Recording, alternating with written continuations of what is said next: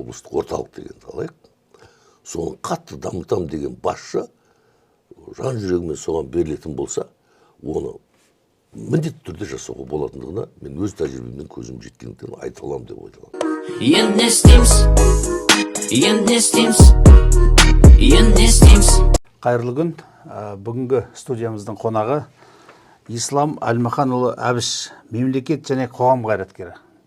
Жалпы Ислам Әбіш ағамыз туралы айтқан кезде бұл жерде тек қана әкім, облыс әкімінің орынбасары, қаланың әкімі деп емес, расымен де мынау біздің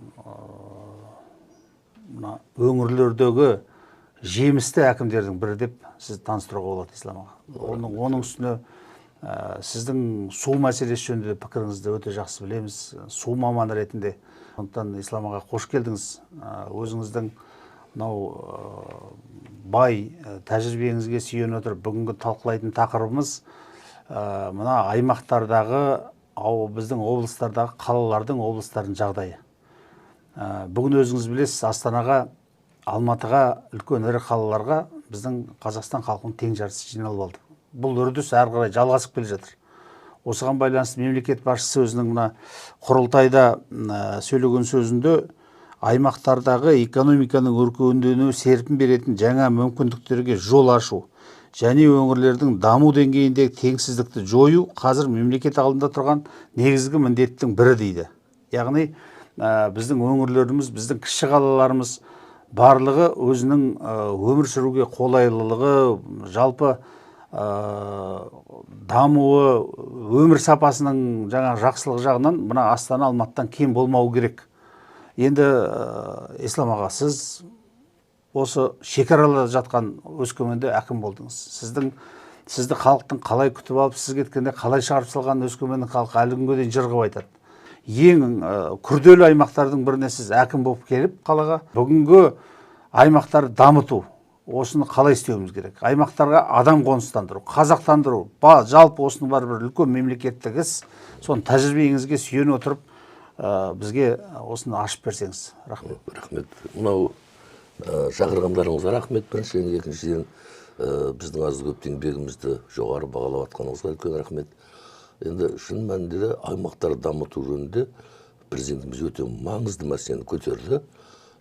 Аймақтар күшті болса, орталық одан да күшті болатындығы сөзсіз. Бұл жерде аймақты былай қылып дамыта саламыз деген бір бәріне бірдей болатын рецепт айту қиын. Меніңше, біріншіден аймақты дамыту деген көзімізді ашып жақсылап қарап алайық. Ол облыс орталықтарындағы облыс орталығы қалалардың дамуы. Одан кейін ауданның дамуы, одан кейін ауылдың дамуы. Сондықтан оны әрқайсысын бөліп қарау керек сияқты. Мен айтқан болар едім, ең бірінші кез келген жұмыста нөмірі бірінші мәселе ол кадр. Кадр шешеді. Содан кейін дайын рецепт жоқ. Сол қолда бар мүмкіншіліктер, қолда бар норматив құқықтық актілерді пайдалана отырып, қолда бар қаржыны пайдалана отырып, сол мысалын біз қазір айтайық, қала, облыстық орталық дегенді алайық. Соны қатты дамытам деген басшы жан жүрегімен соған берілетін болса, оны міндетті түрде жасауға болатындығына мен өз тәжірибеммен көзім жеткендіктен айта аламын деп ойламын. Енді мына қараңыздар, кейінгі 15 жылдың көлемінде, кейінгі Шымкент қаласы миллиондық қала қосылды. Содан кейін кіші және орта бизнес субъектілері өте жақсы жұмыс істеп жатыр. Енді Шымкент қой деп солай ойлайды көбісі да. Бірақ бұл жерде басшылықтың да атқарған көп нәрсесі бар. Оның үстіне статус алғаннан кейін да. Екінші қараңыздар, Қызылорда, 10 шақты жыл бұрын естерге алсаңыз, Қызылорда қатты дамып кете қоятындай болған жоқ. 15 жыл алдын алсаңыз, ұйықтап қалған қала сияқты. Енді қазіргі таңда қарасаңыз, Қызылорда мүлдем басқа қала айналды. Неге? Облыстың басшысына байланысты. Өте қатты. Оның алдында осы қазіргі облыстың басшысы Нәлібаев ініміз қаланың басшысы болды. Қаланың басшысы болып, мен енді бұрын қаланың әкімі болғаннан кейін көп қалаларға қараймын.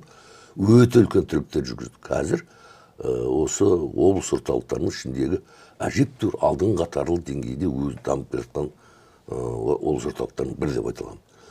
Ал енді потенциалын алып қарасаңыз, Жамбыл мен Қызылорданың потенциалын алып қалсаңыз, Таразға қалсын. Тараз қаланың потенциалы әлде қайда жоғары. Енді өздеріңіз алып, кейінгі 5 жылдық нені алып көріңіздер, статистиканы алып көріңіздер, экономикалық көрсеткішті алып көріңіздер, халықтың өсу динамикасын алып көріңіздер, көркін алып қараңыздар. Қызылорда мен Тараздың айырмашылығы аспан мен жердей айырмашылықтар пайда бола бастады. Дәл сол сияқты потенциал жоғары Талдықорған қаласы мысалы үшін қатты дамытуға болатындай. Шекараның қасында тұр, халқы да еңбекқор, табиғаты керемет, таулы, сулы, барлық жағдай бар. Қысы да жылы. Қызылордаңызды алып көріңіз, қысы қарқыған 40 градус аяз, жазы 40-тан асқан ыстық. Bir талды өсіру үшін енді білмеймін қанша күш жұмсау керек, өте көп шығындар кетеді. Соған қарамастан көп нәрсе өзгерді. Бұны қайталанып айтып отқаным, яғни өзгерді дамыту үшін ең бірінші сол басшылар дұрыс таңдап, дұрыс қою керек деп ойлаймын. Ислам аға, сөзіңіз аузыңызда. Жаңағы айтып отырған Қызылордада биыл 3 рет болдым. Өзі менің екі мәжілістің екі шақырылымда әкім депутат болдым. Бірақ сол әкімдерді мақтауға деген менің қабілетім бір сондай болмады енді. Расында да. Керісінше әкімдермен қырылысып осы. Енді бірақ мұна менің принципім істелген жұмысты, атқарылған жұмысты айтуымыз керек. Мұна Қызылорда қаласында 3 рет болдым. Мен бірінші рет осы мұна аэропортқа түскеннен бастап. Ең жайлы аэропорт Қызылордада тұр. Аэропорттың шыға берістің екі жағында күріштің алқабы екі жақта өсіп тұр. Бірден сіз күріш алқабына келгенде түсінесіз.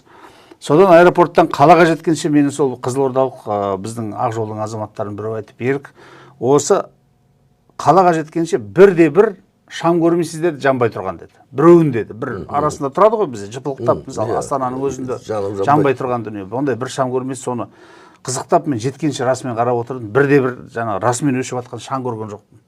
Бұрынғы жаңағы қурай өсіп тұрған жаңағы бақтардың барлығы түгел жайнап тұр. Енді оны мойындамасқа амал жоқ. Мойындамасқа амал жоқ. Сосын мына мәслихаттың депутаттарымен жұмыс атқаруына қарап, біздің Қызылордадан сайланған біздің мәслихат депутаттары бұлармен жаңа тікелей ақылдасып, тікелей не нәрсені тек қана жаңа жаманшылық бір блогерлердің артынан шапқылап жүрген әкім емес, кәдімгі кәсіпкерлер.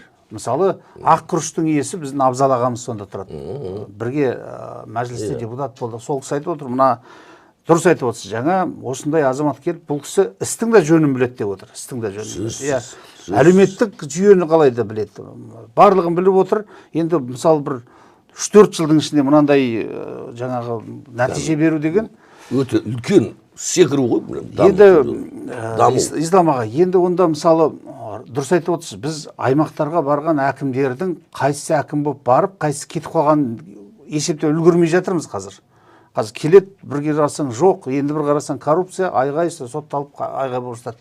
Мына өзі әкімдерді тағайындауда мүмкін бір мүмкіндік беру керек шығар. Мысалы, облысқа әкім болып кетіп бара ма, қалаға әкім болып кетіп бара жатыр ма, осы 5 жылдық жаңа өзінің экономикалық саяси бағдарламасын қорғап, мен осы облысты осындай көркейтем, қолымда осындай ресурс бар, қасымда осындай командам бар, міне мені қарап отырыңыздар, мен осындай жасаймын деген әкімді мүмкін тимеу керек шығар. 5 жыл мекен беру керек шығар.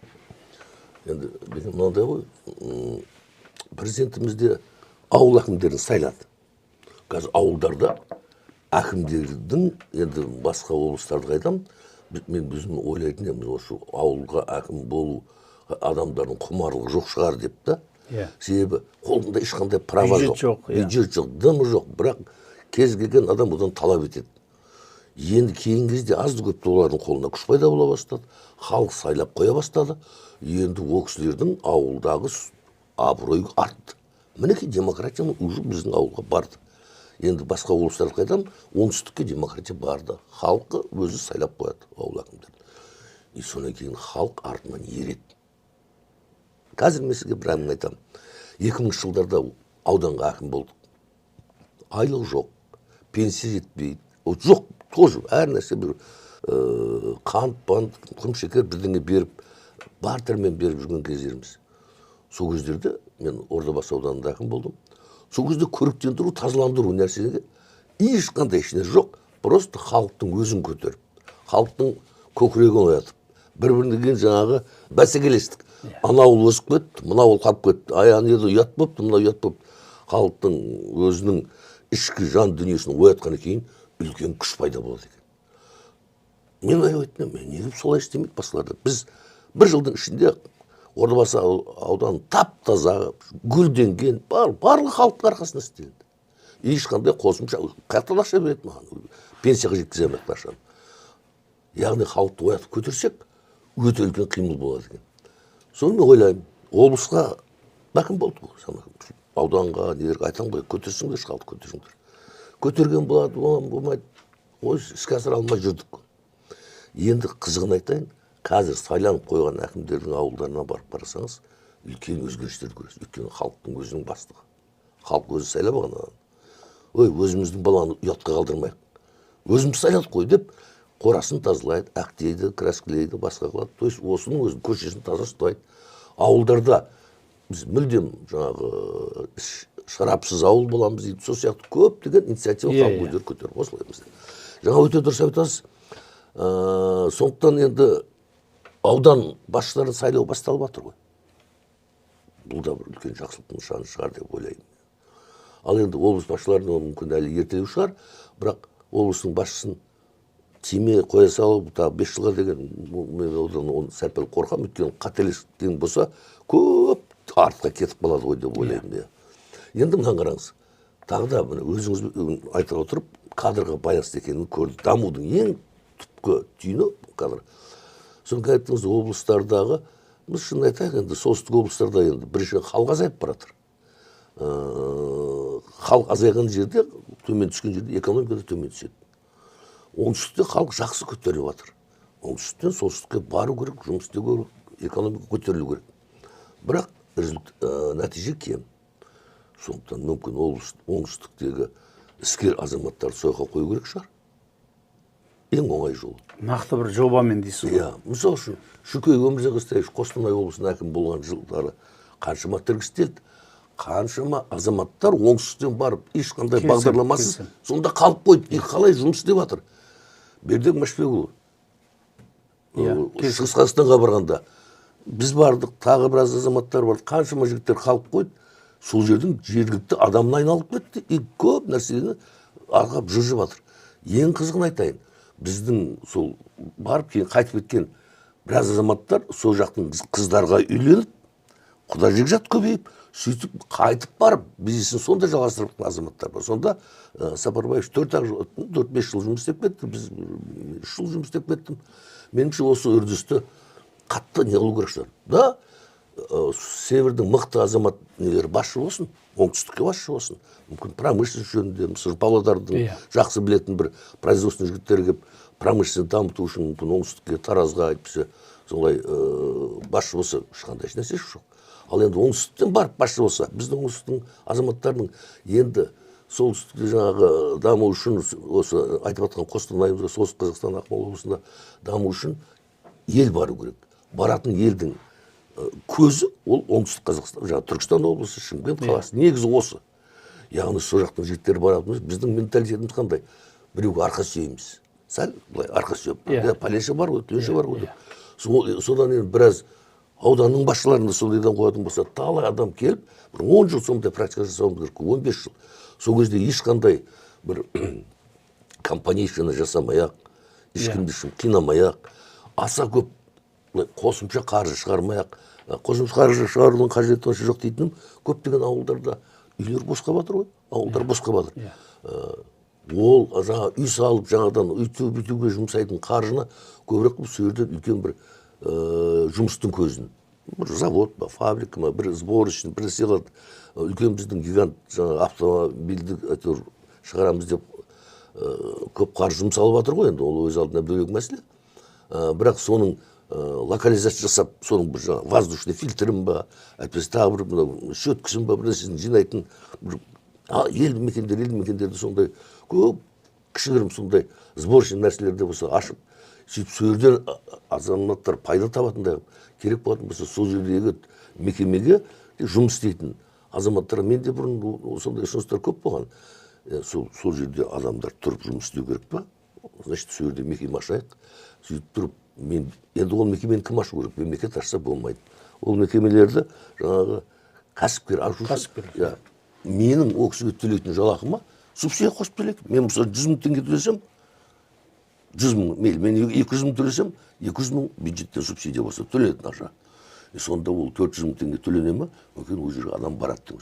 Содан кейін қаладан барып, жағдай дұрыс адам барған кейін, ол жерге сол адаммен бірге мәдениет барады. Сол адаммен бірге потребность. Яғни қызымды балетке берем, баламды математика мектебіне берем, әйтпесе спортты мына түріне берем. Спорт дамиды, өнер дамиды. Осының барлығы біріне бір. Адамның артынан мультипликативтік эффект дейсіз ғой. Артынан барлығы барады, адам барса. Адамды барғызудың бірақ жолы оның материалдық жағдайын дұрыстау. Материалдық жағдайын дұрыстау. Содан кейін жалпы дамытамыз, ауылды дамытамыз деп, 6 мың, 7 мың ауылдың барлығын тарта берудің меніңше қажеті жоқ. Ол нақты ауылдар даму керек. Ең алдымен шекараның айналасы даму керек, шекараның айналасы. Өте қатты оған көңіл бөлуіміз керек. Содан кейін іште өзінің бір дамитын жерлері бар шығар. Мүмкіндігі бар. Өзінің табиғи мүмкіндігі бар. Оны бүйтіп желкесінен сүйреп қажет емес дейсіз ғой. Қажет емес деп ойлаймын, қажет емес. Ал енді мынау шекараның бойында ол міндетті түрде енді оның бәрін былай анықтау керек шығар. Осы уақытқа дейін де ол жерлер біздің елді мекендеріміз бар. Сол бар елді мекен бостан бос болмаған. Қазір елді мекен жоқ болып кетсе, бұрын елді мекен болған жерлер болуы мүмкін. Одан 100 жыл бұрын, 200 жыл бұрын. Именно сол орналастыру керек. Себебі табиғи солай болған да оның барлығы. Тарихи, табиғи солай болған. Сондықтан соның бәрін анықтап алуымыз керек. Сөйтіп тұрып, ол жерді дамыту үшін не істеуіміз керек? Жаңа айтқан бір-ақ формула бар. Біріншіден басшы дұрыс болу керек. Екінші, ол жердегі жұмыс істейтін адамның табысы көп болу керек. Егер кәсіпкер о жаққа барып, ашып, табысты аз төлеуге тырысады, өзінің құны төмен болу. Кәсіпкер табыс табу керек қой. Иә.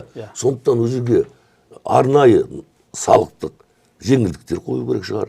Содан кейін жаңағы сол жерде жұмыс істейтін азаматтарға субсидия төлеу керек шығар айлығына. Кәсіпкер қанша төлесе, соған қосымша 100% болсын, 80-90% оны есептеп шығу керек. Даже бұны мынандай қылу керек деп ойлаймын.